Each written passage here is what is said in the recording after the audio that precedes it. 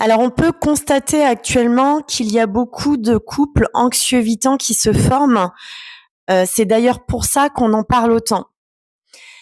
Par contre, ce que je m'aperçois, moi, de mon côté, c'est qu'il y a différents niveaux de conscience de couples anxieux-évitants. C'est-à-dire qu'il y a des couples anxieux-évitants qui, eux, sont conscients de ce qu'ils vivent. C'est-à-dire que ce sont des couples qui sont conscients du travail qu'on les amène à faire, en tout cas qu'on les invite à faire dans cette relation.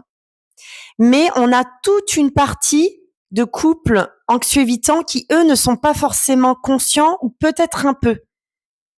Et ce sont ces couples-là où je tire la sonnette d'alarme parce que ça va dévier sur des relations toxiques, alors qu'à la base, cette relation-là, elle n'est pas toxique. C'est vraiment une relation où chacun appuie où ça fait mal. Ce sont des relations qui vous invitent à faire un travail sur vous. Donc, quelle forme de toxicité on va avoir dans ce type de relation? On va avoir beaucoup d'allers-retours et ce qui va engendrer beaucoup de souffrance.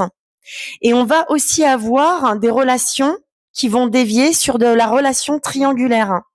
Pourquoi? Parce que le profil anxieux va s'accrocher au profil évitant.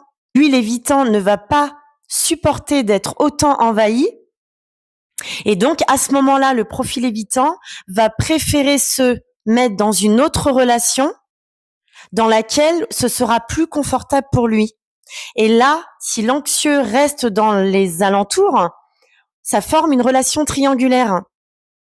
Et c'est ce qui fait qu'on entend beaucoup de personnes dire que ces relations anxieux-évitantes sont toxiques. C'est à cause des cas de figure que je vous ai donnés avant.